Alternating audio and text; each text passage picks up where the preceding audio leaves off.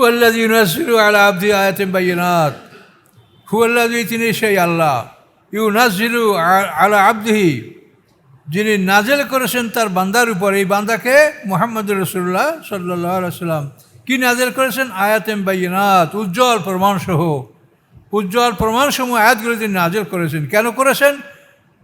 লিয়ুখরিজাকুম মিনাজ যুলুমাতি ইলান নূর, যাতে তিনি তোমাদেরকে অন্ধকার থেকে আলোর দিকে নিয়ে আসতে পারেন। আমরা অন্ধকারের মধ্যে আছি, আলো হচ্ছে কোরআন। এই কোরআনের কাছে আসলে আমরা আলোকিত হব, সব ভালো মন্দ আমরা দেখতে পারবো, বুঝতে পারবো। যতক্ষণ কোরআনের কাছে না আসবো ততক্ষণ এই জ্ঞানের কোনো মূল্যই নাই। কোরআনের জ্ঞান যাদের নাই তাদেরকে আল্লাহ তাআলা উম্মি বলছেন, উম্মি, ওরা কিছু জানে না। আপনি যতই ডিগ্রিধারী হন, কোরআনের জ্ঞান অর্জন না করা পর্যন্ত আপনি উম্মি, কিছু জানেন না। লিয়ুখরিজাকুম মিনাজ যুলুমাতি ইলান নূর, এবং এই যে জুলুমাত, এটা সকল মানুষের মধ্যে আছে।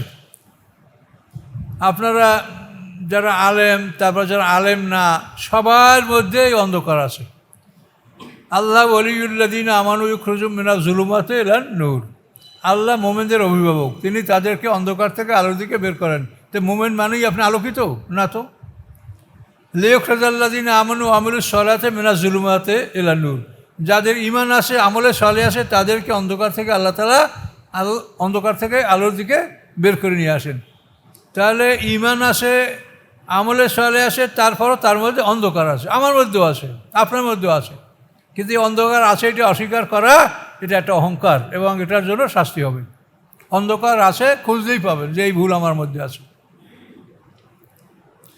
ওয়ান্নাল্লাহু বিকুম লারাউফুর রহিম, এবং আল্লাহ তাআলা তোমাদের প্রতি অতি দয়ালু, অতি দয়াশীল। রউফ মানে অধিক পরিমাণে দয়ালু, আর রহিম মানে দয়ালু। তিনি দয়ালু, অধিক পরিমাণ দয়ালু।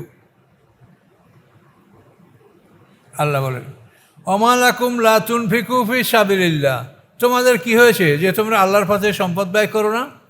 অর্থাৎ আল্লাহর পথে সম্পদ ব্যয় করে তোমরা ঘোড়া কিনবে, উট কিনবে, অস্ত্র কিনবে, ঢাল কিনবে, লৌহবর্ম কিনবে, এগুলি কিনে তোমরা যুদ্ধে যাবে।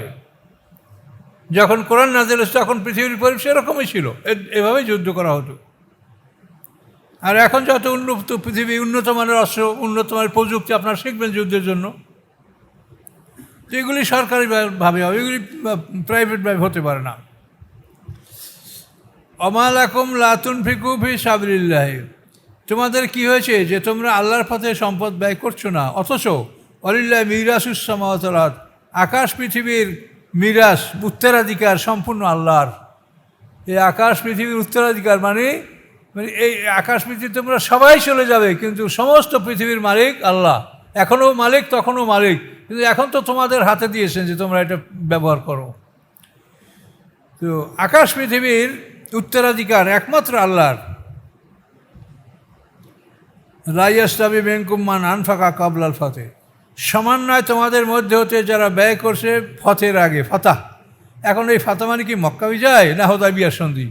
এখন সাহাবীরা বলেন যে ফাতা মানে হুদায়বিয়ার সন্ধি, যেহেতু এই হুদায়বিয়ার সন্ধির উপরেই আল্লাহ তাআলা সূরা ফাতা নাযিল করেছেন, ইন্না ফাতাহনা লাকা ফাতহাম মুবিনা। এটা হুদায়বিয়ার সন্ধি থেকে সাহাবায়ে কেরাম মনক্ষুণ্ণ অবস্থায় যখন মদিনার দিকে যাচ্ছিলেন, তখন গাদিরুল আশতাদ অথবা কুররাউল গামিম, এই জায়গা দুটোর একটা হবে, এখানে বসে এই সূরা ফাতা নাজেল হয়। গাদির আশতাদ সম্ভবত এই জায়গাটার নাম, যেখানে এই সূরা ফাতা নাজেল হয়েছে। তো এই ফাতা নাজেল হয়েছে হুদায়বিয়ার সন্ধির ব্যাপারে।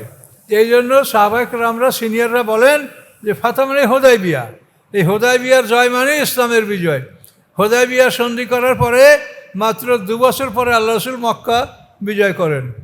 হুদায়বিয়া সন্ধি পর্যন্ত মুসলমানদের সংখ্যা ছিল 3000-এর অধিক নয়, যারা যুদ্ধে অংশগ্রহণ করতে পারত। কিন্তু হুদায়বিয়া সন্ধির 2 বছর পরে মক্কা বিজয়, আল্লাহ রাসূল 10,000 সৈন্য নিয়ে মক্কা আক্রমণ করলেন। তাহলে 3000 থেকে 10,000 কয় গুণ? 3 9 গুণ, তারপরও আরও 1000। তাহলে এই বিজয়টা, এই ইসলামের যে ঝাঁকে ঝাঁকে মানুষ ইসলামে প্রবেশ করা, এটার মূল উদ্দেশ্য, মূল কারণ ছিল হুদায়বিয়ার সন্ধি। এই জন্য হুদায়বিয়ার সন্ধিটাই বিজয়। তো ক্বাবলাল ফাতহ, এই জন্য বললাম বিজয়ের পূর্ব পর্যন্ত। আর কেউ কেউ বলছেন না বিজয় তো মক্কা বিজয়। তো সাহাবায়ে কেরামদের তিনটা ভাগ। হুদায়বিয়া সন্ধি পর্যন্ত যারা, তারা 1 নম্বর। হুদায়বিয়া সন্ধির পরে মক্কা বিজয় পর্যন্ত যারা, তারা 2 নম্বর। মক্কা বিজয়ের পরে যারা ইসলাম গ্রহণ করছে তারা কিয়ামত পর্যন্ত 3 নম্বর। এই তিনটা ভাগ কোরআনে এটা করা। এখানেই দেখেন, মান আনফাকা কাবলাল ফাতে ওয়া কাতাল, যারা ফতে হুদায়বিয়ার আগে ব্যয় করেছে এবং লড়াই করেছে, উলাইকা আযমু দারাজাতাম মিনাল্লাযিনা আনফাকু মিন বাদু, এদের দরজা অতি উচ্চে, অতি বড় তাদের তুলনায় আনফাকু মিন বাদু, যারা হুদায়বিয়া সন্ধির পরে সম্পদ ব্যয় করেছে, ওয়া কাতাল, এবং লড়াই করেছে।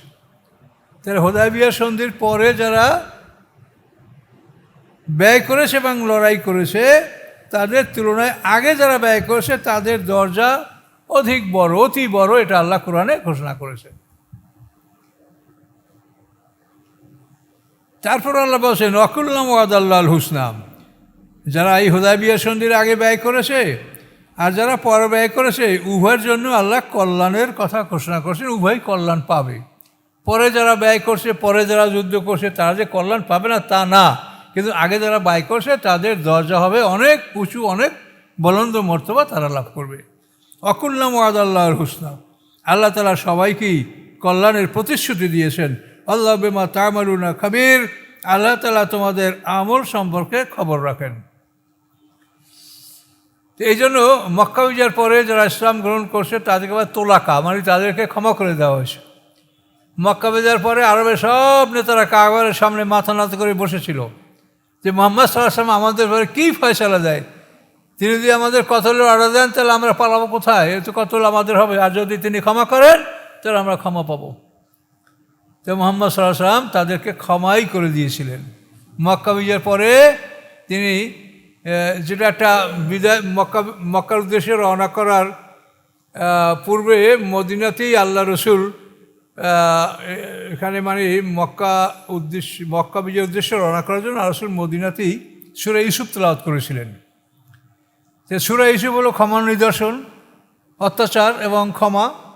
তো এই সূরা পাঠ করার পরে সাহাবায়ে কেরামরা সব কাঁদলেন, ইয়া রাসূলুল্লাহ আপনি এই সূরাটা আমাদের সামনে এখন কেন তেলাওয়াত করলেন? উদ্দেশ্য যে ইউসুফ আলাইহিস সালাম যেরকম তার ভাইদেরকে মাফ করে দিয়েছে, তো মক্কা আমরা তো ইনশাল্লাহ জয়যুক্ত হব, তো আমরা যেন মক্কাবাসীদের বিরুদ্ধে তলোয়ার না চালাই, তাদেরকে যেন আমরা ক্ষমা করে দেই, এইটাই আপনি আমাদেরকে বুঝাতে চাচ্ছেন। তার জন্য আজকে আপনি আমাদের সামনে সূরা ইউসুফ তেলাওয়াত করলেন, তাহলে আমরা এখন আপনার কথাই মেনে নিলাম, আপনি যা বলেন।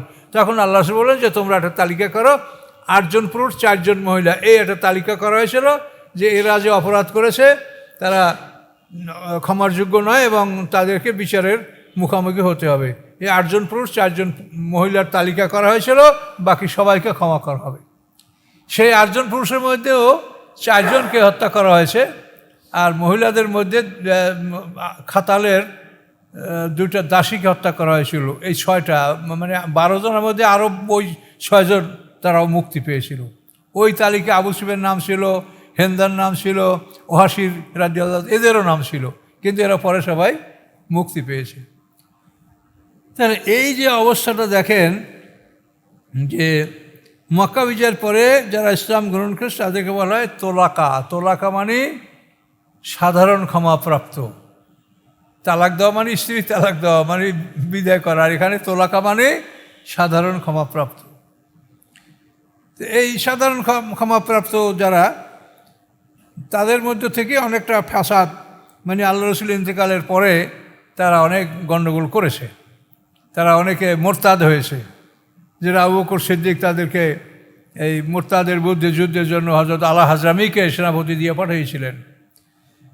আল্লাহ রসুল ইন্তেকাল করার পরে এই যে নবমুসলিম যারা, তারা মনে করছিল যে মুহাম্মদ সাল্লাল্লাহু আলাইহি ওয়াসাল্লাম একটা নূতন ধর্ম নিয়ে আমাদের কাছে আসে, তো এটা সে মারা গেছে, তার ছেলে নাই, কাজে এটা কে দেখবে, এটা তো এমনি নষ্ট হয়ে যাবে, কাজে আমরা আমাদের বাপদাদা ধর্মে চলে যাই, এই চিন্তা ছিল তাদের মনে।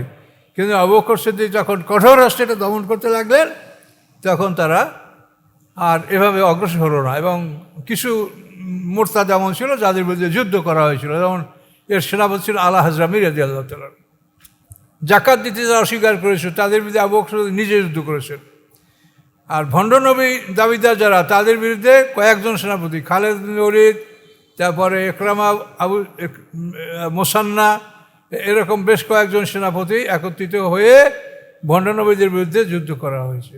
ওসামার যুদ্ধটা ওসামা ইবনে জায়েদ সেনাপতি তিনি করেছেন। এইভাবে আবু বকর সিদ্দিক রাদিয়াল্লাহু তাআলা আনহু খেলাফতের দায়িত্ব গ্রহণ পরপরেই তিনি চতুর্দিকে যুদ্ধগুলি তিনি চালিয়ে দিয়েছিলেন। এই জন্য আবু বকর সিদ্দিক রাদিয়াল্লাহু তাআলা আনহুকে ইসলামের ত্রাণকর্তা বলা ইতিহাসে। তো যাই হোক, আল্লাহ তাআলা বলছেন যে ফতের আগে যারা ব্যয় করছে আর যারা পরে ব্যয় করছে তারা যদি আল্লাহর পথে থাকে, এখনও যদি কেউ ইসলাম গ্রহণ করে আল্লাহর পথে থাকে, সে কল্যাণ, এই যে কল্যাণ সে পাবে।